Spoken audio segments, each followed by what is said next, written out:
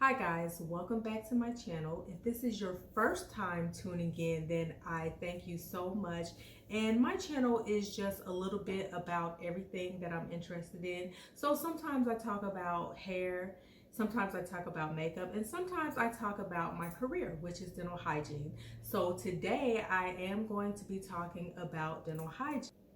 So this video is going to be about what you should know before choosing dental hygiene as a career.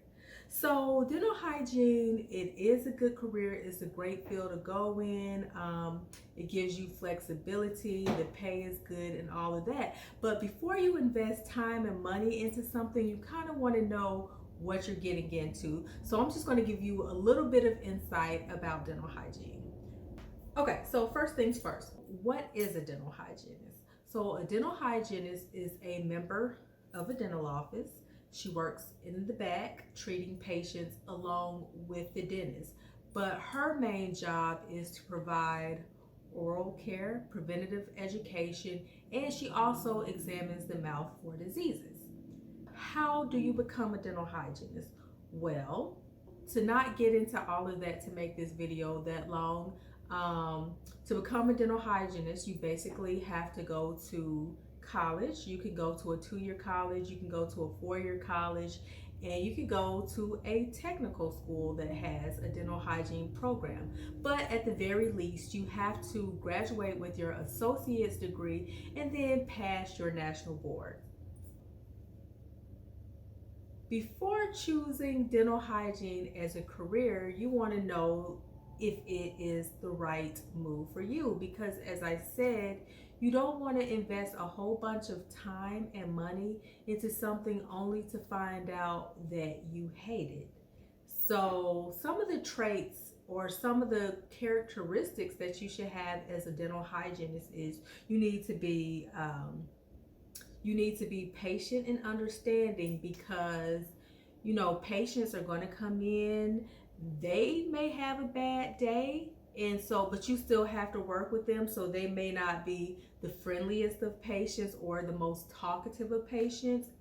Some of them are scared of the dentist, so you have to work with that. Patients that have very high anxiety, so you have to kind of be understanding of that instead of just being like, well, you're the one that made the appointment, why did you come in? So you can't be like that. So you have to kind of coax them and be sensitive to their needs. You have to have good dexterity as a hygienist, because you're going to be working in people's mouth, and that is a very small, confined space. So you want to be really good with your hands. You want to make sure that your technique is also really good, which that's another video, not this one. But you want to make sure that your technique and your ergonomics are very good as well.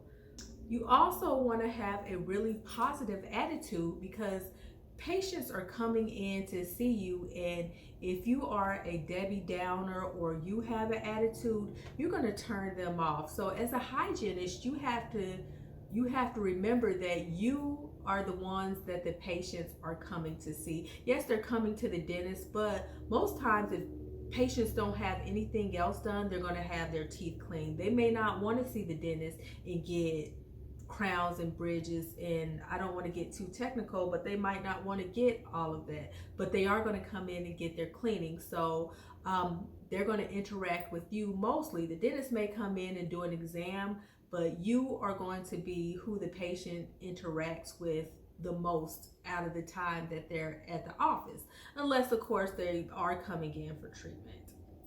As a dental hygienist, you also have to pay attention to detail. You have to pay attention to what patients are telling you, because you may need to note it in their chart because it may be important later. You have to keep your chart, which are legal records, legal documents. So you have to be very detailed in your chart keeping as well, because if something comes back, you want to be able to pull your chart up and say exactly what is the problem. If you didn't note it in your chart, then it didn't happen. You want to have good interpersonal skills, you want to have good interpersonal skills, because like I said, you're going to be the one interacting with most of the patients that come into the office.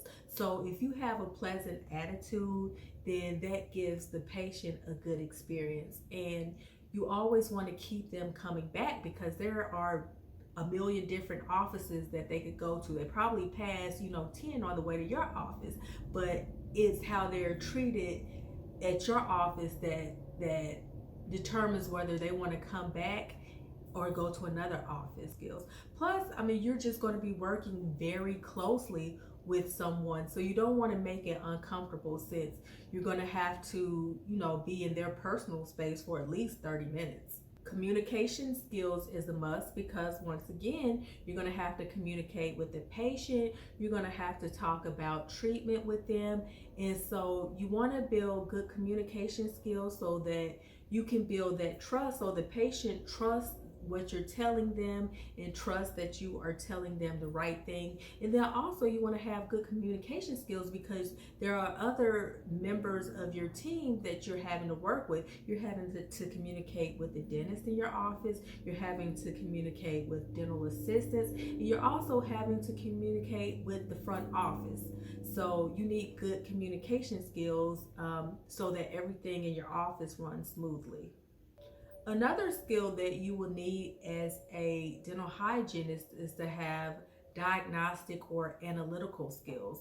So you will have to learn how to listen to what the patient is saying, and then use your skills and what you learned in school to do some analytical thinking, because everything is not straightforward. So, there are things that you may have to think about and figure out. Something like, okay, so this patient has gingival enlargement. So you might have to think, okay, what could be causing this? Are they on medication that's causing this? Are they allergic to something? So you have to have critical thinking and analytical skills, in order to help your patient out. And also another thing that you need to know as a dental hygienist, and maybe the main thing that you need to know as a dental hygienist, is that dental hygiene can be very repetitive. So you are going to really have to like it, because your job doesn't change that much. Yes, the patients may change, and some people may have more going on than others, but basically everything you're doing is the same thing every day. So it kind of becomes monotonous. So you have to be passionate and really love dental hygiene to be able to do it day in and out. So that is the end of this video. I didn't want to make it too long. I just want to give you a quick insight into dental hygiene in case you were thinking about that career. It is a great career, like I said. I hope this video helps somebody. Okay guys, so that is the end of this video. Please don't forget to like, comment, and subscribe. And if you want, you can also follow me on Instagram, details below, and I will see you in the next video. Bye.